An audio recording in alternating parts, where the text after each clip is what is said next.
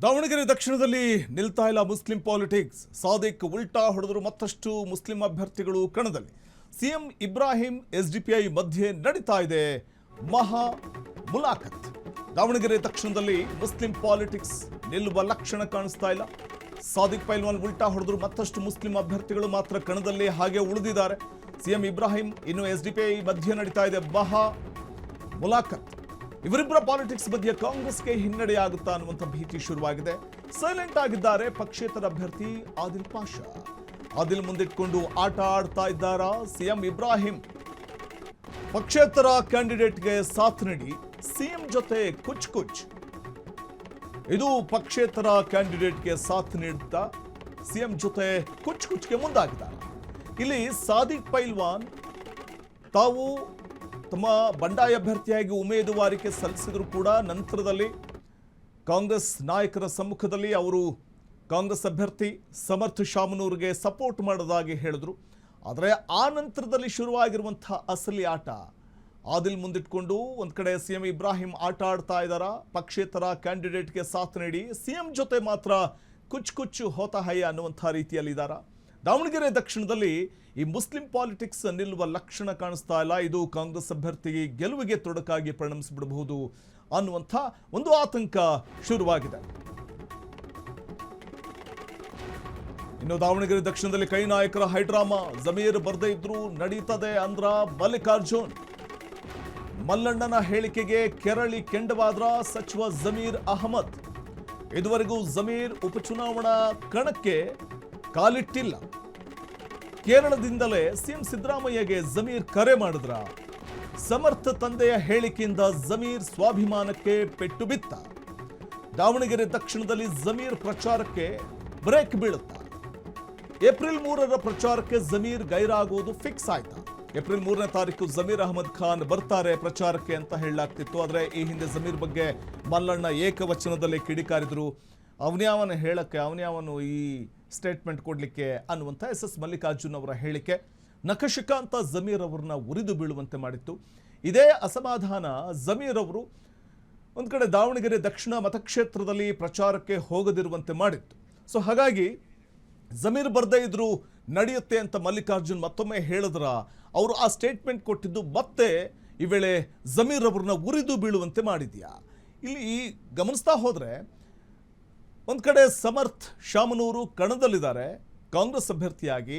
ಆದರೆ ಅದರಲ್ಲೂ ಪೈಲ್ವಾನ್ ಅವರು, ಸಾದಿಕ್ ಪೈಲ್ವಾನ್ ತಮ್ಮ ಉಮೇದುವಾರಿಕೆಯನ್ನು ವಾಪಸ್ ಪಡ್ಕೊಳ್ಳದೇ ಇದ್ರು ಸಮರ್ಥ್ ಅವ್ರಿಗೆ ನಾನು ಬೆಂಬಲಿಸ್ತೀನಿ ಅಂತ ಹೇಳಿದ ನಂತರದಲ್ಲೂ ಕೂಡ ಮುಸ್ಲಿಂ ಸಮುದಾಯದ ಕೆಲವು ನಾಯಕರುಗಳು ಕಣಕ್ಕಿಳಿದಿರುವಂಥದ್ದು, ಇದೆಲ್ಲವೂ ಕೂಡ ಕಾಂಗ್ರೆಸ್ ಅಭ್ಯರ್ಥಿಯ ಗೆಲುವಿಗೆ ಕಷ್ಟವಾಗಿ ಪರಿಣಮಿಸಿಬಿಡುತ್ತಾ ಅನ್ನುವಂಥ ಪ್ರಶ್ನೆ ಉದ್ಭವ ಆಗುವಂತೆ ಮಾಡ್ತಿದೆ. ಮಲ್ಲಿಕಾರ್ಜುನ್ ಜಮೀರ್ ನಡುವಿನ ಹಳೆ ದ್ವೇಷ ಮತ್ತೆ ಸ್ಫೋಟಗೊಳ್ತಾ ಇದೆಯಾ? ಜಮೀರ್ ಬರದೇ ಇದ್ರೂ ನಡೆಯುತ್ತೆ ಅನ್ನುವಂಥ ಎಸ್ ಮಲ್ಲಿಕಾರ್ಜುನ್ ಅವರ ಹೇಳಿಕೆಯನ್ನ ನೋಡಿದಾಗ ಬಹುಶಃ ಜಮೀರ್ ಈ ವಿಚಾರವಾಗಿ ಸಿದ್ದರಾಮಯ್ಯನವರ ಜೊತೆ ಮಾತುಕತೆ ನಡೆಸಿ ತಮ್ಮ ಅಸಮಾಧಾನವನ್ನು ತೋಡ್ಕೊಂಡಿದ್ದಾರಾ? ಇದುವರೆಗೂ ಜಮೀರ್ ಅಂತೂ ಉಪಚುನಾವಣಾ ಕಣಕ್ಕೆ ಕಾಲಿಟ್ಟಿಲ್ಲ. ಬಹುಶಃ ಇಲ್ಲಿ ಎಸ್ ಮಲ್ಲಿಕಾರ್ಜುನ್ ಅವರ ಮೇಲಿನ ಅಸಮಾಧಾನ ಇನ್ನೂ ಆರಿದಂತೆ ಕಾಣಿಸ್ತಾ ಇಲ್ಲ, ಇನ್ನೂ ಶಮನವಾದಂತೆ ಕಾಣಿಸ್ತಾ ಇಲ್ಲ ಜಮೀರ್ಗೆ. ಇದೇ ಕಾರಣಕ್ಕೆ ಒಂದು ಕಡೆ ಮುಸ್ಲಿಂ ಮತಗಳೇ ಸಾಂಪ್ರದಾಯಿಕ ಮತಗಳು ಕಾಂಗ್ರೆಸ್ಗೆ. ಹೀಗಿರುವಾಗ ಜಮೀರ್ ಅಲ್ಲಿ ಎಂಟ್ರಿ ಕೊಟ್ಟಿದ್ರೆ ಯಾವುದೇ ರೀತಿಯ ಸಮಸ್ಯೆಗಳು ಕೂಡ ಬಾರದಂತೆ ಮುಸ್ಲಿಂ ಸಂಪೂರ್ಣ ಮತಗಳು ಕಾಂಗ್ರೆಸ್ ಅಭ್ಯರ್ಥಿಯ ಪಾಲಾಗುತ್ತೆ ಅಂತಲೇ ಬಣ್ಣಿಸಲಾಗ್ತಾ ಇತ್ತು. ಆದರೆ ಜಮೀರ್ ಮಾತ್ರ ಕಾಲಿಡೋದಕ್ಕೆ ಸಿದ್ಧ ಇಲ್ಲ. ಒಂದು ಕಡೆ ಎಸ್ಡಿಪಿಐ ಅಭ್ಯರ್ಥಿ ಕಣದಲ್ಲಿದ್ದಾರೆ. ಈ ಎಲ್ಲ ಬೆಳವಣಿಗೆ ನೋಡಿದಾಗ ಒಂದು ಕಡೆ ಸಿಎಂ ಇಬ್ರಾಹಿಂ ಕೂಡ ಈ ಸಂದರ್ಭದಲ್ಲಿ ಒಂದು ಕಡೆ ಒಂದಷ್ಟು ಕ್ಯಾಂಡಿಡೇಟ್ಗಳಲ್ಲಿ ಕಣದಲ್ಲಿರುವಂಥ ನೋಡಿದಾಗ ಸಿಎಂ ಇಬ್ರಾಹಿಂ ಕೂಡ ಅದರ ಹಿಂದೆ ಇದ್ದಾರಾ ಅನ್ನುವಂಥ ಪ್ರಶ್ನೆ ಉದ್ಭವ ಆಗುತ್ತೆ. ಆದರೆ ಈ ಎಲ್ಲ ಬೆಳವಣಿಗೆ ನಡುವೆ ಜಮೀರ್ ಅಬ್ಸೆಂಟ್ ಕಾಂಗ್ರೆಸ್ ಗೆಲುವಿನ ಓಟಕ್ಕೆ ಏನಾದರೂ ಅಡ್ಡಿಯಾಗ್ಬಿಡುತ್ತಾ ಅನ್ನುವಂಥ ಕುತೂಹಲ ಕೂಡ ಇದೆ. ದಾವಣಗೆರೆ ಉಪಸಮರದಲ್ಲಿ ಆಂತರಿಕ ಕಿಚ್ಚಂತೂ ಇದ್ದೇ ಇದೆ. ಈ ಬಗ್ಗೆ ನೇರ ಸಂಪರ್ಕದಲ್ಲಿದ್ದಾರೆ ನ್ಯೂಸ್ ಡೆಸ್ಕ್ ಇಂದ ನಮ್ಮ ಪ್ರತಿನಿಧಿ ಸಾಹಿಲ್. ಸಾಹಿಲ್, ದಾವಣಗೆರೆ ದಕ್ಷಿಣ ವಿಧಾನಸಭಾ ಕ್ಷೇತ್ರ ಅಂತ ಬಂದಾಗ ಅಲ್ಲಿ ಕಾಂಗ್ರೆಸ್ ಅಭ್ಯರ್ಥಿ ಸಮರ್ಥ ಕಣದಲ್ಲಿದ್ದಾರೆ. ಆದರೆ ಎಲ್ಲೋ ಒಂದು ಕಡೆ ಎಸ್ ಮಲ್ಲಿಕಾರ್ಜುನ್ ಅವರು ಬರದೇ ಇದ್ರು ಅಂದರೆ ಜಮೀರ್ ಬರದೇ ಇದ್ರು ನಡೆಯುತ್ತೆ ಚುನಾವಣಾ ಕಣಕ್ಕೆ ಪ್ರಚಾರಕ್ಕೆ ಅನ್ನುವಂಥ ಒಂದು ಸ್ಟೇಟ್ಮೆಂಟ್ ನಖಶಿಕಾಂತ ಜಮೀರ್ ಅವ್ರನ್ನ ಉರಿದು ಬೀಳುವಂತೆ ಮಾಡಿದ್ಯಾ? ಇದು ಎಲ್ಲೋ ಒಂದು ಕಡೆ ಕಾಂಗ್ರೆಸ್ಗೆ ಒಂದಷ್ಟು ಗೆಲುವಿಗೆ ಅಡ್ಡಿಪಡಿಸಬಹುದಾ ಜಮೀರ್ ಅಲ್ಲಿ ಪ್ರಚಾರದ ಅಖಾಡಕ್ಕೆ ಧುಮುಕ್ತೇ ಇದ್ರೆ? ವಸಂತ್, ಈಗ ಪ್ರಸ್ತುತ ದಾವಣಗೆರೆ ದಕ್ಷಿಣದ ಪೊಲಿಟಿಕಲ್ ಸಿನಾರಿಯೋ ಅರ್ಥ ಆಗಬೇಕು ಅಂದರೆ ನನ್ನ ಪ್ರಿಯಾಂಬಲ್ನಲ್ಲಿ ಸಾದಿಕ್ ಪೈಲಾನ್ ಬರಲೇಬೇಕು. ಆರಂಭಿಕ ಘಟ್ಟಗಳಲ್ಲಿ ಕಾಂಗ್ರೆಸ್ಸಿಗೆ ಒಂದು ತರಹದ ಅಡೆತಡೆಯಾಗ್ತಾ ಇದ್ದಿದ್ದು ಇದೇ ಸಾದಿಕ್ ಪೈಲ್ವಾನ್. ಆದರೆ ಆ ತಲೆನೋವು ನಿವಾರಣೆಗೊಳ್ತಾ ಇದ್ದ ಹಾಗೆ ಮತ್ತೆರಡು ಸಮಸ್ಯೆಗಳು ಅಲ್ಲಿ ಪ್ರತ್ಯಕ್ಷಗೊಂಡಿದೆ. ಒಂದು SDPIನ ಅಭ್ಯರ್ಥಿ, ಮತ್ತೊಂದು CM ಇಬ್ರಾಹಿಂ ರವರು ಪ್ರತ್ಯೇಕ ಆಸಕ್ತಿಯನ್ನು ವಹಿಸಿ ಅಲ್ಲಿ ಒಂದು ಇಂಡಿಪೆಂಡೆಂಟ್ ಕ್ಯಾಂಡಿಡೇಟಿಗೆ ಬೆಂಬಲ ಮಾಡ್ತಾ ಇರ್ತಕ್ಕಂತಹದ್ದು. ಈ ಎಲ್ಲದರ ನಡುವೆ ಮುಸ್ಲಿಮಿನ ಮಾಸ್ ಲೀಡರ್ ದಾವಣಗೆರೆ ದಕ್ಷಿಣಕ್ಕೆ ಬರಬೇಕು, ಇಲ್ಲಿರ್ತಕ್ಕಂತಹ ಮುಸ್ಲಿಂ ಮತದಾರರ ಮನವೊಲಿಸುವಂತಹ ಪ್ರಯತ್ನಗಳನ್ನು ಮಾಡಬೇಕಾಗಿರೋದು ಯಾರು ನೋಡಿ.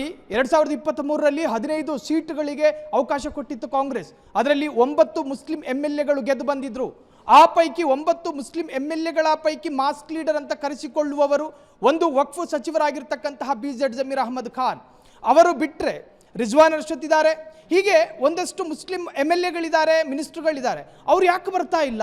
ದಾವಣಗೆರೆ ದಕ್ಷಿಣದಲ್ಲಿ ಕಾಂಗ್ರೆಸ್ ಅಭ್ಯರ್ಥಿಯನ್ನು ಗೆಲ್ಲಿಸೋದಕ್ಕೆ ಮುಸ್ಲಿಂ MLAಗಳಿಗೆ ಆಸಕ್ತಿ ಇಲ್ವಾ ಎನ್ನುವಂತಹ ಒಂದು ತರಹದ ಆತಂಕ, ಒಂದು ಪ್ಯಾನಿಕ್ನಲ್ಲಿ ಈಗ ಮಲ್ಲಿಕಾರ್ಜುನ್ ಇರತಕ್ಕಂತಹದ್ದು. ಜೊತೆಗೆ ಈ ಹಿಂದೆ ಕಾಂಗ್ರೆಸ್ಸಿನ MLC ಆಗಿದ್ದಂತಹ ಮಾಜಿ ಕೇಂದ್ರ ಸಚಿವ CM ಇಬ್ರಾಹಿಂ ಇವತ್ತು ದಾವಣಗೆರೆ ದಕ್ಷಿಣದಲ್ಲಿ ಒಂದು ಕ್ರಾಂತಿ ಸೃಷ್ಟಿ ಮಾಡ್ತೀನಿ, ಒಂದು ಮ್ಯಾಜಿಕ್ ಮಾಡ್ತೀನಿ, ಒಂದು ವಿಸ್ಮಯವನ್ನು ಸೃಷ್ಟಿ ಮಾಡ್ತೀನಿ, ದಾವಣಗೆರೆಯ ಮುಸ್ಲಿಂ ಮತಗಳನ್ನು ವಿಭಜನೆ ಮಾಡೋದರಲ್ಲಿ ನಾನು ಯಶಸ್ಸು ಕಾಣ್ತೀನಿ ಅಂತ ಹೇಳಿ ಅಲ್ಲಿನ ಪ್ರತ್ಯೇಕ ಸ್ಪರ್ಧೆಯನ್ನು ಬೆಂಬಲಿಸುವುದರೊಂದಿಗೆ ಕಾಂಗ್ರೆಸ್ಸಿಗೆ ಮುಳುವಾಗಿರ್ತಕ್ಕಂತಹದ್ದು. ವಸಂತ, ಈಗ ಕಾಂಗ್ರೆಸ್ ಪಕ್ಷಕ್ಕೆ ಒಂದು ತರಹದ ಅರ್ಧ ತಲೆನೋವು, ಮೈಗ್ರೇನಿಲ್ನ ಅನುಭವ ಭಾಸವಾಗ್ತಾ ಇದೆ. ವಸಂತ್, ಥ್ಯಾಂಕ್ ಯು ತಮ್ಮೆಲ್ಲ ಮಾಹಿತಿಗಾಗಿ. ಸಾಹಿಲ್, ಪ್ರಮುಖವಾಗಿ ನಾವು ಗಮನಿಸ್ತಾ ಹೋದರೆ ದಾವಣಗೆರೆ ದಕ್ಷಿಣ ವಿಧಾನಸಭಾ ಕ್ಷೇತ್ರದ ಈ ಉಪಚುನಾವಣೆ ಸಹಜವಾಗಿಯೇ SS ಮಲ್ಲಿಕಾರ್ಜುನ್ ಅವರಿಗೆ ಬಹಳ ಈಸಿಯಾಗಿದೆಯಾ ಅಂತಂದರೆ ಅಂದುಕೊಂಡಷ್ಟು ಈಸಿಯಾಗಿಲ್ಲ. ಒಂದು ಕಡೆ ಕಾಂಗ್ರೆಸ್ನ ಸಾಂಪ್ರದಾಯಿಕ ಮತಗಳು ಎಲ್ಲೋ ಒಂದು ಕಡೆ ಡೈವರ್ಟ್ ಆಗಿಬಿಟ್ರೆ ಅನ್ನುವಂಥ ಒಂದು ಆತಂಕ SS ಮಲ್ಲಿಕಾರ್ಜುನ್ ಅವರಿಗಿದೆ. ಸದ್ಯಕ್ಕೆ ಸಾದಿಕ್ ಪೈಲ್ವಾನ್ ನಾನು ಸಮರ್ಥವರನ್ನ ಬೆಂಬಲಿಸ್ತೀನಿ ಅಂತ ಹೇಳಿದ್ರು ಕೂಡ ಒಂದು ಕಡೆ SDPI ಅಭ್ಯರ್ಥಿ ಅಫ್ಜರ್ ಕೊಡ್ಲಿಪೇಟೆ ಕಣದಲ್ಲಿದ್ದಾರೆ. ಮತ್ತೊಂದು ಕಡೆ CM ಇಬ್ರಾಹಿಂ ಒಬ್ಬ ಸ್ವತಂತ್ರ ಅಭ್ಯರ್ಥಿಗೆ ಬೆಂಬಲವನ್ನು ಕೊಡ್ತಾ ಇರುವಂಥದ್ದು. ಇದು ಒಂದು ರೀತಿಯಲ್ಲಿ ಸಾಂಪ್ರದಾಯಿಕ ಮತಗಳು ಸ್ಪ್ಲಿಟ್ ಆಗುವಂಥ ಚಾನ್ಸಸ್ ಇದೆ, ಕಾಂಗ್ರೆಸ್ ಬರುವಂಥ ಸಾಂಪ್ರದಾಯಿಕ ಮತಗಳು ಅನ್ನುವಂಥ ಮಾತು ಕೇಳಿ ಬರ್ತಾ ಇದೆ. ಇನ್ನು ಜಮೀರ್ ಅಹಮದ್ ಖಾನ್ ಅವರು ಬರದೇ ಇದ್ರೂ ನಡೆಯುತ್ತೆ ಅನ್ನುವಂಥ SS ಮಲ್ಲಿಕಾರ್ಜುನ್ ಅವರ ಹೇಳಿಕೆ ಜಮೀರ್ ಅವರನ್ನ ನಖಶಿಖಾಂತ ಉರಿದು ಬೀಳುವಂತೆ ಮಾಡಿದೆ. ಇದೇ ಕಾರಣಕ್ಕೆ ತಮ್ಮ ಅಸಮಾಧಾನದ ಬೇಗುದಿಯನ್ನು ಸ್ವತಃ ಮುಖ್ಯಮಂತ್ರಿಗಳಿಗೆ ಫೋನ್ ಹಾಯಿಸಿ ತಾವು ಹೇಳಿಕೊಂಡಿದ್ದಾರೆ. ಕೇರಳ ವಿಧಾನಸಭಾ ಚುನಾವಣೆ ಪ್ರಚಾರದಲ್ಲಿರುವಂಥ ಜಮೀರ ಅನ್ನುವಂಥ ಮಾತು ಕೇಳಿಬರ್ತಾ ಇದೆ. ಸೊ ಈ ಎಲ್ಲ ಬೆಳವಣಿಗೆ ನಡುವೆ ದಾವಣಗೆರೆ ಉಪಸಮರದಲ್ಲಿ ಈಗ ಆಂತರಿಕ ಕಿಚ್ಚು ಎಷ್ಟರ ಮಟ್ಟಿಗೆ ಕಾಂಗ್ರೆಸ್ಗೆ ಏನಾದರೂ ಹಿನ್ನಡೆ ಆಗುತ್ತಾ, ಅಥವಾ ಇದು ಈ ಒಳಬೇಗುದಿಯನ್ನು ಶಮನ ಮಾಡುವಂಥ ಅಥವಾ ಆರಿಸುವಂಥ ಒಂದು ನಿಟ್ಟಿನಲ್ಲಿ ಸ್ವತಃ ರಾಜ್ಯ ಕಾಂಗ್ರೆಸ್ ನಾಯಕರು ಮುಂದಾಗ್ತಾರಾ ಅನ್ನುವಂಥದ್ದನ್ನು ಕಾದು ನೋಡಬೇಕು.